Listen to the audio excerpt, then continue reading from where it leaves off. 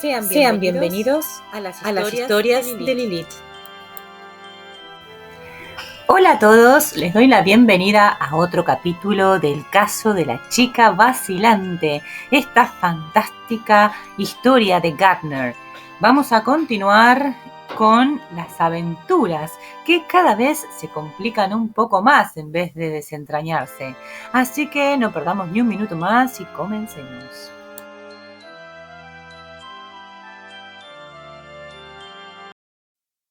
Capítulo 7. Mason entró en el despacho de Paul Drake, diciendo: «He estado reflexionando, Paul». Drake levantó la vista y sonriendo contestó: «Yo también». «En ese caso, hay algo raro». «¿Qué me dices?», inquirió Drake burlón. «Yo creo que la Keylor ha estado llevando una doble vida. Tenía su apartamento en Las Vegas. También aquí tiene un piso, trabajando en la Villa Lavina número 3. Drake asintió. ¿Por qué había de hacer eso? ¿Y cómo podía hacerlo? ¿Estabas allí cuando llegó la ambulancia?, inquirió Paul. Mason hizo un gesto afirmativo. Había apostado en aquel lugar a un hombre muy efectivo, explicó Drake. Intentó seguir a la ambulancia, pero por supuesto le resultó imposible. Aquel vehículo, con su sirena, se abría paso entre el tráfico rápidamente, pero mi colaborador no podía desplazarse a la misma velocidad. Hubiera podido pegarse a la ambulancia. Sin embargo, entonces sus ocupantes se habrían dado cuenta de que eran seguidos. Intentó sacar el máximo partido de la situación, pero después de hacer caso omiso de una luz roja, un agente le obligó a detenerse. Naturalmente, mi ayudante se inventó una historia sobre la marcha, diciéndole al policía que la persona que era trasladada en la ambulancia era su esposa y que el chofer le había dicho que lo siguiera. Finalmente, el agente le autorizó para que continuara su viaje. Lo malo es que en aquellos instantes ya era tarde para intentar alcanzar el vehículo. Bueno, Paul, no estaba pensando en eso. Hay otra cosa que me preocupa. Espera hoy el resto de la historia y tendrás un nuevo calentamiento de cabeza, señaló Drake. ¿Qué? ¿Hay más? Ya te he dicho que mi colaborador en aquel punto es un individuo muy competente. Precavidamente anotó el número de matrícula de la ambulancia, aprovechando el tiempo que estuvo detenido. Luego, empezando a moverse para averiguar a qué hospital había sido llevada la Keylor. Bien, aquí tienes la respuesta. No fue llevada a ningún hospital. ¿A dónde la llevaron? Esa es la cuestión. Pero tu colaborador se hizo con el número de matrícula de la ambulancia, ¿no? Localicemos ese vehículo y... El número de matrícula de la ambulancia no va a servirte de nada, Perry. ¿Por qué? La tenemos, sí, pero no figura en las relaciones oficiales. ¿Que no figura? ¿Qué quieres decir? Drake respondió. Todos los estados se reservan unos cuantos números de matrícula que no aparecen en las relaciones oficiales de las mismas. Esos números se dan a coches utilizados en trabajos de investigación confidencial. De esa forma, es imposible espiar sus movimientos. Pero, bueno, Paul, esas matrículas no se asignan a las ambulancias, ¿verdad? Alguien aplicó una a esta de ahora, repitió Drake. ¿No se equivocaría tu colaborador al anotar el número? No es probable. ¿De dónde salió ese número, Paul? No pudo haber sido robada la placa. Y a todo esto hay que considerar que la ambulancia en cuestión se presentó con sospechosa rapidez, manifestó Mason. Comenté el hecho con tu detective del hotel. Me lo dijo. Después de irte tú, comenzó a pensar en lo que tú le habías indicado. Como cada vez le parecía más rara aquella circunstancia, me llamó y entonces inicié una investigación. Primeramente me puse en contacto con el hospital principal de la ciudad y como allí no sabían nada, llamé a las clínicas particulares. Mason echó un vistazo a su reloj. Bueno, Paul, solo ha transcurrido media hora. Esa gente hubiera tenido que saberse de ellos antes de ese tiempo, opinó Drake. Mason frunció el ceño. Habría una sospecha, Paul. ¿Cuál? ¿Cómo sabemos nosotros que esta es la muchacha que necesitamos? ¿La Keylor? Inquirió Drake. Claro que es ella. Trabaja en la Villa Lavina. Tenemos su nombre, la fotografía. No se puede llevar a cabo una identificación positiva a base de una foto. En este caso, ellos la identificaron bastante bien, como para encontrarla. ¿Cómo sabes que la encontraron?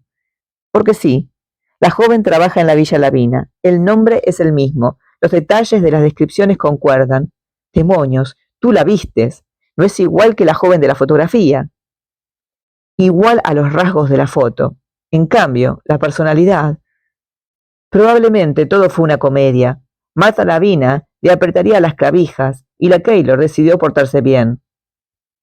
Mason declaró: yo no estoy tan seguro de que no haya dos Keylor, dos muchachas de ese apellido, dos hermanas con una extraordinaria semejanza física. Paul, quiero que mandes a uno de tus hombres al apartamento de la Keylor. Necesito que estudie el lugar, que se haga sus huellas digitales. Ha de procurarse las de la mujer que vivía allí. Eso no es un imposible. Las hallarás en los muebles, en los respaldos de las sillas. No es necesario que me digas lo que he de hacer para procurarme unas huellas dactilares. Ahora bien, responde a eso. ¿Cómo vamos a entrar allí? He oído hablar de la existencia de las ganzúas, Paul. Yo también. Asimismo, he oído hablar, por mi parte, de allanamiento de morada. A mí me parece que vale la pena correr ciertos riesgos. Yo pienso lo contrario, y es que pongo en juego mi licencia de detective privado. No seas tan conservador, y ten en cuenta, además, que quiero que otro hombre situado en Las Vegas haga lo mismo con el apartamento de allí. Tan pronto como tenga las huellas digitales, habrá de saltar a un avión y regresar. Después, compararemos los dos juegos y sabremos si son iguales. Drake movió la cabeza. No puede ser. ¿Por qué? Ese trabajo requeriría el concurso de una mujer. No conozco ninguna suficientemente buena para encomendárselo. ¿Por qué una mujer? Un hombre se ve siempre demasiado. Necesitaría tiempo. La mujer puede fingir fácilmente ser de la familia. Con el hombre, esto no vale casi. Busca una mujer, entonces. Ya te he dicho que no la tengo, de las condiciones necesarias. Tengo que poner en tu conocimiento, por otro lado, que he sufrido algunas pequeñas molestias con lo de mi licencia. Alguien se ha ido de la lengua, señalando que mis métodos suelen ser irregulares. Tonterías. Tú sigue adelante. Nadie va a despojarte de tu licencia con tal pretexto. Además, tú no vas a llevarte nada de los apartamentos. Como máximo, echarás un poco de polvo en algunos muebles. Ya te he dicho que no dispongo de ninguna muchacha que pueda desarrollar tal labor. Por añadidura, no me atrevo a correr riesgos basándome exclusivamente en una corazonada. No es una corazonada solamente, es algo que tiene sentido. Imaginémonos que hay dos chicas, que se parecen, que son hermanas. Drake respondió: claro que yo no he visto a esa muchacha en la villa. La Vina, personalmente. Mi colaborador tenía una fotografía. Pensó que la reconocería a base de la foto. Preguntó por su apellido y resultó que era Keylor. Hasta allí llegó. Más tarde, me facilitó el informe que te pasé a ti. Exactamente. Fui allí basándome en la identificación de tu hombre. Muy bien pudiera existir dos hermanas Keylor, dos hermanas gemelas. Si eso fuera verdad, comentó Drake, es posible que nos enfrentemos con algo más gordo de lo que a simple vista parece. Mason se mostró de acuerdo. Voy a acercarme a la prisión para charlar un rato con mi cliente. ¿Qué quieres que haga yo entre tanto? Suelta tus sabuesos, le indicó Mason. A todos. Quiero saber cosas acerca de Archer. Todo puede serme útil. Haz que tus colaboradores trabajen con la eficacia de una jauría que ha venteado por un buen rastro. Y recuerda esto, Paul. Si mi corazonada es correcta, hemos perdido dos mujeres. Han desaparecido. Una de ellas estaba de parte nuestra. Esto siempre basándonos en la suposición de que hay dos Keylor, ambas trabajando de camareras. Cierto, quizá. Betty por un lado e Inés por otro. Inés esperaba en la biblioteca del Palacio de Justicia a que tú la llamaras. Se comportaba en plan amistoso. Aparentemente se conducía de una manera recta. Nada inducía a pensar que nos diese un esquinazo, y sin embargo se ha desvanecido. Betty era de otra manera. No acierto a imaginármela bien. Constituía un enigma. Recibió una orden de comparecencia y engulló un puñado de píldoras somníferas. Tan pronto se intentó llamar a la policía, entró en escena una ambulancia que se la llevó a algún sitio. ¿Dónde? Evidentemente la llevarían a un sitio donde pudieran someterla a tratamiento inmediato, o donde no pudieran someterla a ninguno. ¿Qué quiere significar con eso? Betty Keylor se había llevado a la boca todas las píldoras que necesitaba para suicidarse. Supongamos que quienes se la llevaron en la ambulancia Deseaban trasladarla a donde no pudiera ser objeto de atenciones médicas. ¿No sería eso un crimen? Lo sería si pudiéramos probarlo, repuso Mason. Fíjate ahora con lo que nos enfrentamos. ¿Qué? Una muchacha ingiere voluntariamente una dosis excesiva de píldoras somníferas. Una testigo que es merecedora de toda confianza la ve tomar aquellas. Se trata de un acto libre, voluntario. Nadie la forzó a proceder de ese modo. Llega una ambulancia para recogerla. Se hace un diagnóstico erróneo. Drake se quedó pensativo. Pudiera ser, dijo.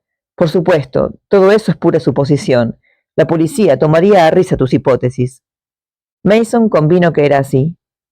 ¿Vas a ir a ver a tu cliente?, preguntó Drake. Voy a ir a ver a Albert Brogan. Sí, contestó Mason. Luego regresaré a mi despacho. Si Mary Brogan se deja ver, dile que espere. Indicaré a Dell Street que se mantenga pendiente del caso. No me gusta nada el giro que están tomando las cosas, Paul. Ocúpate a fondo de Rodney Archer. Procura hacer averiguaciones sobre Martha Lavina. Estaré de vuelta dentro de una hora. He aquí algo más, Paul. Si Martha Lavina miente, si no fue la mujer que realmente acompañaba a Rodney Archer la noche del atraco, su bolso no fue robado. El bolso robado pertenecía a otra mujer, aquella que presenció de veras el atraco. Drake hizo un gesto típico, denotando que había comprendido. En consecuencia, le dijo Mason a continuación, ponte a trabajar basándote también en ese bolso, Paul. Ha sido presentado como prueba. Hoy es sábado, de manera que tendrás que recurrir a algún funcionario para poder ir a la oficina correspondiente y que te abran la puerta.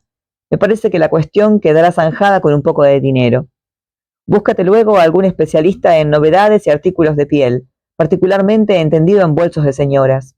Procura descubrir quién fabricó el bolso que a nosotros nos interesa, dónde fue vendido. Reúne, en fin, la mayor cantidad de datos posible sobre ese punto. No se puede aventurar nada. Podríamos llegar a saber incluso la identidad de la persona que compró el bolso en cuestión. Podríamos llegar a saberlo, sí, pero hay 1000 probabilidades de que no logremos nada positivo. Las dificultades nunca me han arredrado, declaró Perry Mason. Que me aspen si eso no es verdad, contestó Drake lúgubremente. Capítulo 8. En la habitación de las visitas dentro de la prisión, los azules ojos de Albert Brogan se fijaron ansiosamente en el rostro de Perry Mason, al otro lado de la tupida malla metálica. Se parecía ligeramente a su sobrina, pero faltaba en la mirada del detenido el centelleo alegre y casi descarado que se sorprendía fácilmente en los ojos de la chica. Los del detenido expresaban una gran preocupación. Albert Brogan era un individuo rechoncho, parcialmente calvo. De la nariz a la comisura de los labios partían 2 profundas arrugas.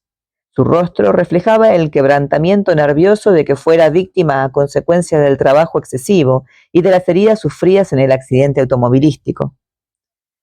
¿Cómo marcha todo?, preguntó Mason afablemente. Bien. ¿Ha venido a verle alguien hoy? Oh, sí, vino a verme mi sobrina, que vive en St. Louis. Lo sé, hablé con ella. Brogan se sintió de pronto inquieto. Creo que no he jugado limpio con usted, señor Mason. Yo sabía que mi sobrina tenía algún dinero ahorrado y que se lo enviaría de pedirle yo que procediera así. Supongo que de haber dicho al juez que podía hacerme con dinero si cursaba un telegrama, no hubiera sido usted designado mi abogado defensor. No se preocupe por eso, replicó Mason sonriendo. Mary ha acudido siempre en mi ayuda, cuando ha sido preciso. Lo del accidente de automóvil fue un serio tropiezo para mí. Me quedé postrado, con los nervios deshechos. Yo solo sabía ganarme la vida vendiendo cosas a los demás. A raíz del accidente perdí mi empleo. Al reincorporarme a la labor cotidiana lo hice ocupándome de un nuevo producto, pero carecía de moral. Tenía la impresión de que me sería imposible volver a vender nada a la gente. Primeramente, creí que esto era debido a que trabajaba con artículos que no había tocado antes. No acertaba a salir del atolladero. Mary me dijo entonces que no tenía por qué estar preocupado, que debía abandonar todo trabajo, dedicándome sencillamente a descansar. Bah, no piense usted más en eso, que ya quedó definitivamente atrás. Sé muy bien los sacrificios que ha tenido que hacer Mary. Aportó su dinero sin dar importancia a su gesto, y ahora aparece aquí dispuesta de nuevo a ayudarme. Sé que otra vez se quedará sin un centavo y no se quedará sin dinero, aclaró Mason.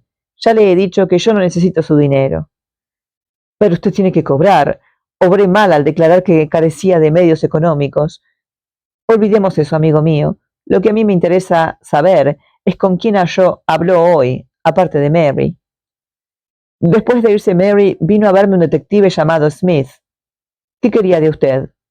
Me dijo que usted era un buen abogado, pero que no se avenía a razones fácilmente y que podíamos cerrar un trato de quererlo yo, reduciéndolo todo a un delito menor, a un simple hurto, por ejemplo.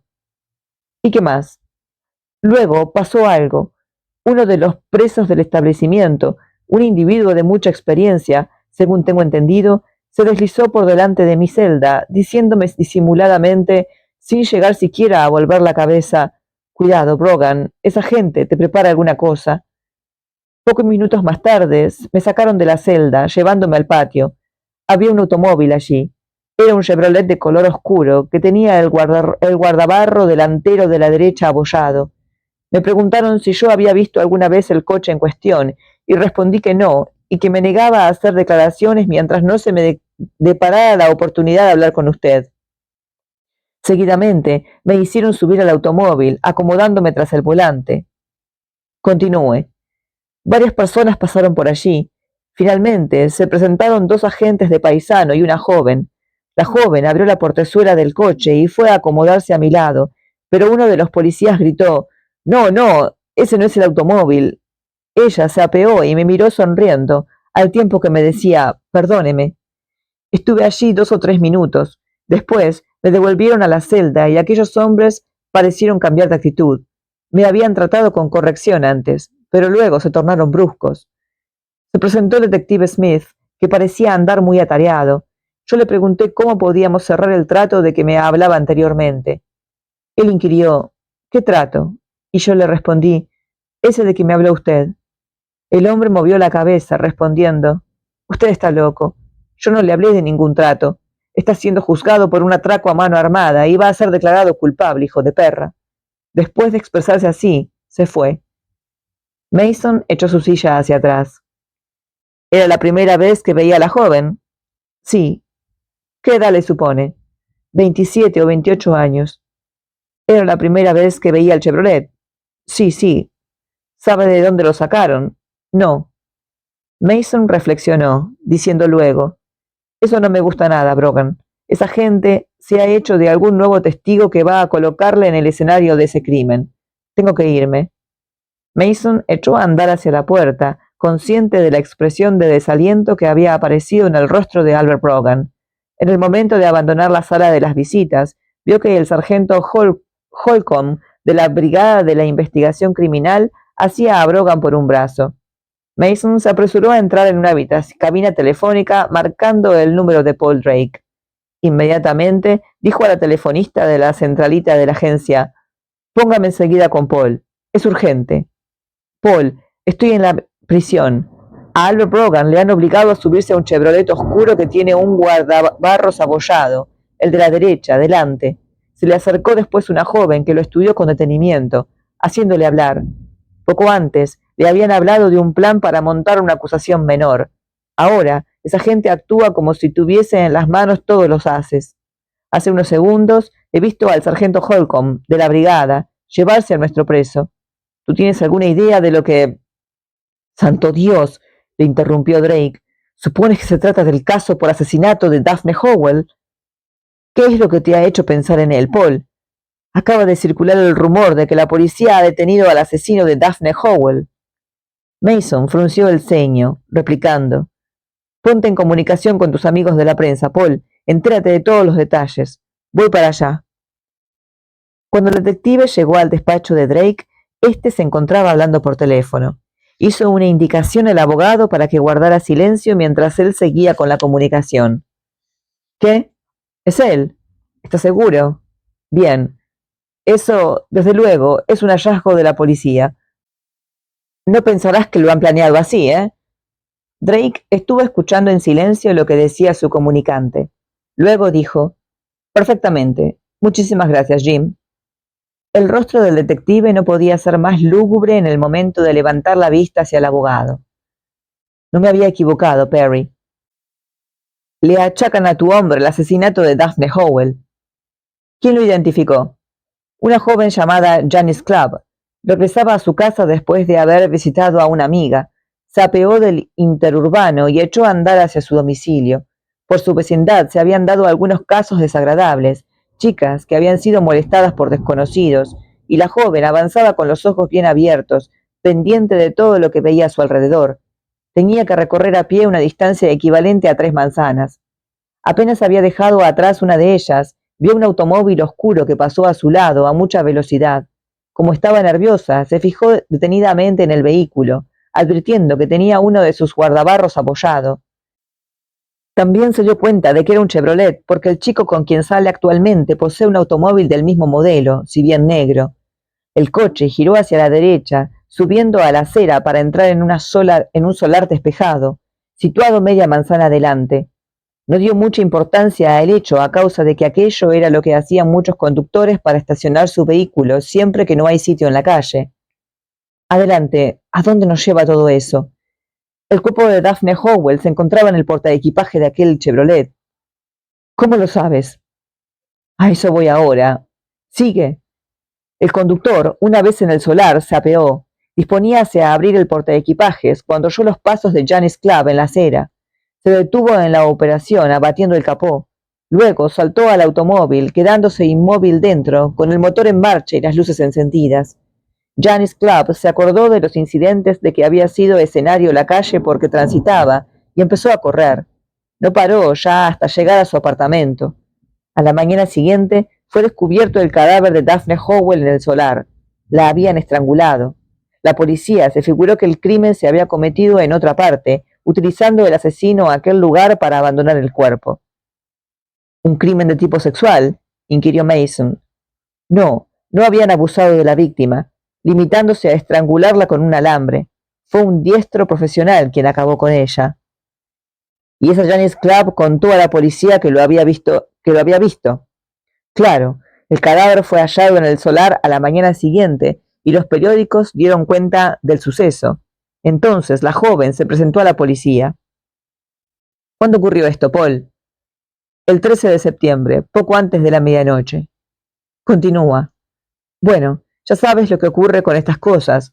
La Brigada de Investigación Criminal lleva estos asuntos a su manera y nadie pensó en Brogan hasta hacer oído el testimonio de ayer, cuando se habló de que el hombre del atraco conducía en Chevrolet oscuro, que tenía un guardabarros apoyado.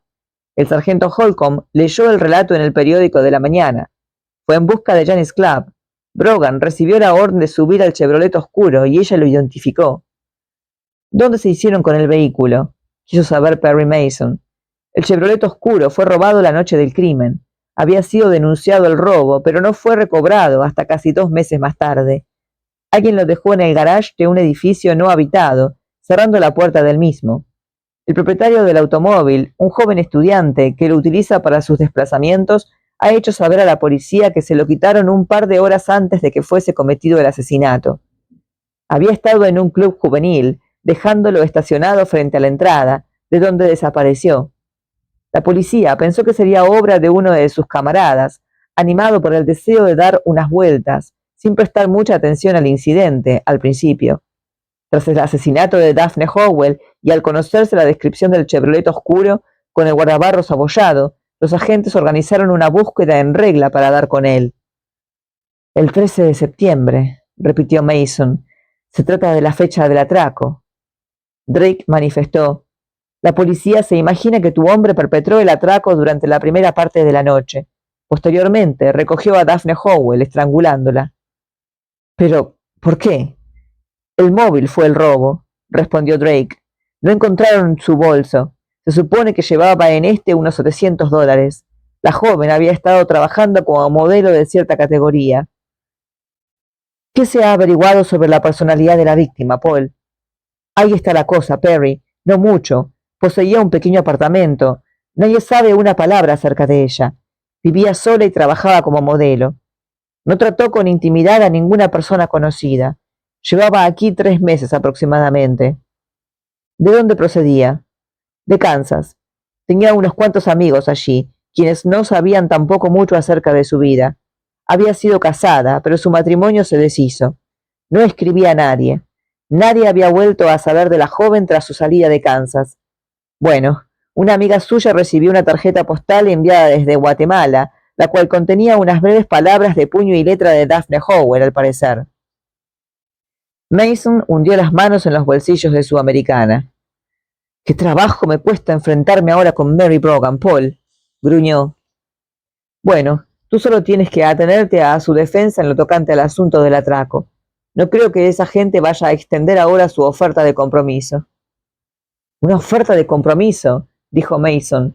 «Esa gente removerá cielo y tierra para conseguir que mi hombre sea declarado culpable. Luego lo juzgarán por el crimen. Si no echo por tierra la identificación practicada por Janis Club, está perdido. Si ocurre lo contrario, ellos esperarán a que suba al estrado. El fiscal del distrito, en su interrogatorio, le preguntará burlonamente si ha sido declarado culpable o no de un delito. Tendrá que admitir que sí, que un jurado lo declaró culpable en un caso por atraco cometido durante la misma noche del asesinato. Luego le harán preguntas sobre el atraco. El defensor protestará. El fiscal alegará que pretende establecer cierta relación, inquiriendo si el atraco fue cometido o no valiéndose del mismo Chevrolet oscuro del guardabarros abollado, utilizado cuando el asesinato de Daphne Howell. Todo lo cual hará su suerte poco envidiable. Exactamente. Por entonces, probablemente, Martha Lavinia y Rodney Archer habrán echado un vistazo al Chevrolet, que identificarán como el Chevrolet empleado por Brogan la noche del atraco. Drake dijo lentamente: «Salta de esto, Perry». «No puedo», objetó Mason. «Ese hombre es mi cliente. Soy su representante ante la ley». «Salta de esto, Perry», repitió Drake. «Te encuentras ante un caso insoluble. Y lo que es más, este asunto saltará a las primeras páginas de los periódicos». «Lo sé», repuso Mason. «Desde luego se supone que los jurados no leen la prensa, pero puede apostarse cualquier cosa a que, de los 12 hombres justos, 9 se habrán enterado de la historia de Daphne Howell y del hecho de que el individuo que cometió ese asesinato ha sido procesado por el juez Egan por otro delito». Drake contestó: «Por lo que más quieras, Perry, deja de golpearte la cabeza contra la pared. Tu defendido es culpable». «El jurado no se ha pronunciado todavía en ese sentido». «Se pronunciará. Mientras tanto, me encuentro con un cliente a quien represento legalmente. La ley garantiza que el hombre será juzgado imparcialmente. Si los defensores arrojaran la esponja solo porque todas las circunstancias se presentan desfavorables para su cliente, éste ya no tendría que comparecer siquiera ante unos jueces». «Hay una combinación de hechos irrebatible», señaló Drake. «Este hombre es culpable. Será declarado culpable». «No lo parece», repuso Mason. «Fíjate bien en él y verás la cara de un hombre quemado. Llevó sobre sus espaldas una carga excesiva, trabajando día y noche para lograr el triunfo. Luego ha tenido este tropiezo y es fácil ver en sus ojos su temor a sufrir otro derrumbamiento». «Ahora será otra cosa lo que tema, Perry», dijo Drake bruscamente. «Tu cliente ha sacado un billete de ida, sin posible regreso, para la cámara de gas. No podrás salvarle, Perry». «Eso tiene que decírmelo el jurado. Todavía está por ver cuál es su veredicto». Drake se encogió de hombros. «Personalmente, opino que has puesto demasiada fe en un aire de buena persona, un par de ojos azules y una nariz respingona». «Hay que poner fe en lo que sea», replicó Mason, saliendo del despacho. Bueno, la tensión escaló terriblemente en este capítulo, ¿no? Pasamos de un simple atraco a una posible acusación de asesinato, ¿no? Lo están implicando abiertamente. Perry está buscando alternativas, piensa en el borde de la legalidad ya porque se quiere meter en la casa de la Keylor a buscar huellas dactilares. Bueno, tenemos a Drake que se opone drásticamente. Él dice que no puede, que se juega su licencia, que no tiene una persona adecuada para el trabajo. Y encima toda esta noticia que le cuenta su cliente, ¿no? en la que lo implican de alguna manera en este asesinato. Nada, bastante inquietante todo, ¿no? Las noticias no son muy alentadoras. Todo suena a una trampa, ¿no? Y lo más grave es que ahora no solo se trata de un robo, sino de un homicidio. El peligro ha crecido al punto de que la pena de muerte se asoma como una posibilidad real, ¿no? Paul Drake es pragmático como siempre, entonces él le insiste a Perry que se aparte, le pide ya varias veces que deje este caso, pero Mason se mantiene firme. Para él no se trata solo de un caso, sino de la justicia. Además, vamos a decir la verdad, ¿no? Yo siento que él, no digo que se está divirtiendo, pero está en su salsa, ¿no? A él le gusta el peligro, le gusta este tipo de casos aparentemente insolubles que lo ponen a prueba. Todo parece indicar que es imposible salvar a su cliente, ¿no? Y que va a quedar mal parado él como abogado públicamente, porque posiblemente salga público, pero él sigue adelante enfrentando un sistema que claramente quiere ver a este hombre caer. Pero bueno, él confía firmemente en su cliente, él mira su rostro, dice, y él ve a un hombre inocente. No olvidemos que Perry tiene esa gran habilidad detectivesca, podríamos decir, de leer a las personas.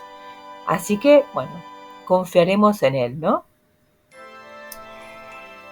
Bueno, hasta este momento entonces las cosas se vuelven bastante oscuras. No veo un camino igual que Paul Drake, pero confío en nuestro gran abogado. Así que los espero la próxima para continuar con esta fantástica historia. Si les gusta, por favor dejen like, comenten, suscríbanse y los espero la próxima. Adiós.